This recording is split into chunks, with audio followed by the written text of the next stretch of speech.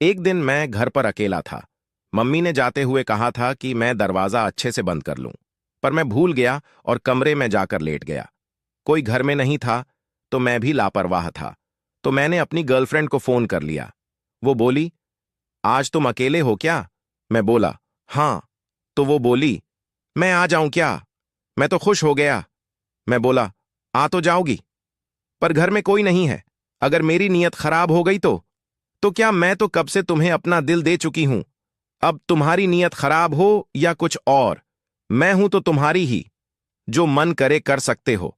हम लोग ऐसे ही हंसी मजाक कर रहे थे। घर में कोई नहीं था, तो मैंने स्पीकर भी ऑन कर रखा था। मेरी पड़ोसन, जो रिश्ते में मेरी भाभी लगती हैं, घर अचानक से आ गईं। वो मम्मी को ढूंढ रही थीं। दरवाजा खुला था, अंदर आ गईं। उन्होंने एक दो आवाज भी लगाई, पर मैं तो बातों में रस ले रहा था। मुझे बहुत मजा आ रहा था, इसीलिए शायद उनकी आवाज भी मुझे नहीं आई। फिर मेरी गर्लफ्रेंड बोली कि ठीक है, अब फोन रखो, मैं तुम्हें नहाने के बाद तुमसे बात करती हूं। मैं फोन रखकर जैसे ही पलटा तो देखा भाभी पीछे खड़ी सब सुन रही थीं और मुस्कुरा रही थीं। मैं तो डर गया और बोला, भाभी आप यहां, कोई काम था क्या? वो मम्मी तो घर पर नहीं है। वो हंसते हुए बोली, हाँ, मुझे पता चल गया है, तभी तुम अपनी दोस्त से ऐसे बात कर रहे थे। लगता है लड़का बड़ा हो गया है। मैं बस मुस्कुरा कर रह गया। भाभी अंदर आ गईं। मुझसे बोली, क्या देवर जी बड़ी प्यारी प्यारी बातें करते हो। हमें तो आज ही पता चला, जो लड़का कल तक पजामे का नाड़ा ठीक से नहीं बांध सकता था, आज कुछ और ही हो गया है। कौन थी गर्लफ्रेंड? हाँ भाभी, अब और किसी से ऐसी बातें थोड़े ही करूंगा। अच्छा, वो बोली, सुंदर है?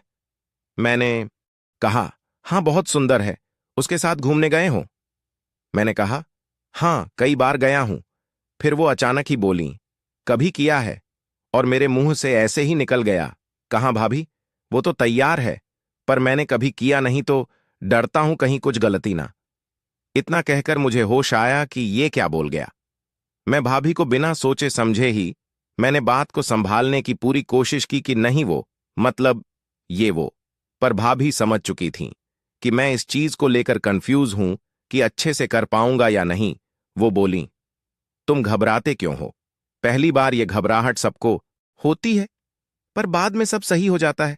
मुझे कुछ नहीं पता भाभी, क्या आपको पहली बार घबराहट हुई थी? भाभी हंसते हुए बोली, बिल्कुल नहीं, उल्टा तुम्हारे भैया घबराए हुए थे। उनका पहली बार था, मेरा नहीं। ऐसा मैं कई बार कॉलेज टाइम में कर चुकी थी।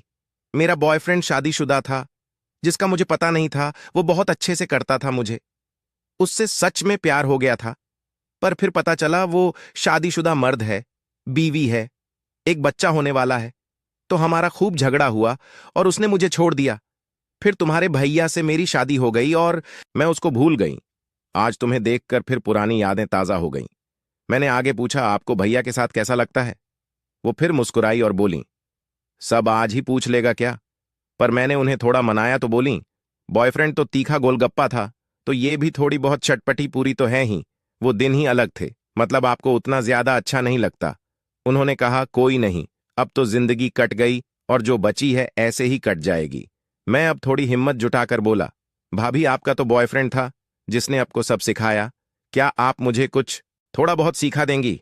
मेरी गर्लफ्रेंड के सामने थोड़ी इज्जत बच जाएगी। वो बोली, ठीक है, पर एक शर्त है। इसके बाद मैं तुम्हारी गुरु बन जाऊंगी और मुझे जब भी गुरु दक्षिणा चाहिए होगी तुम दोगे। मैं खुशी खुशी राजी हो गया। वो बोली, ठीक है, आज मेरे घर में भी कोई नहीं है, इसलिए मैं आई थी। तुम नहा धोकर पहुंचो, आज तुम्हें पूरा ज्ञान दिया जाएगा, वो भी प्रैक्टिकल के साथ।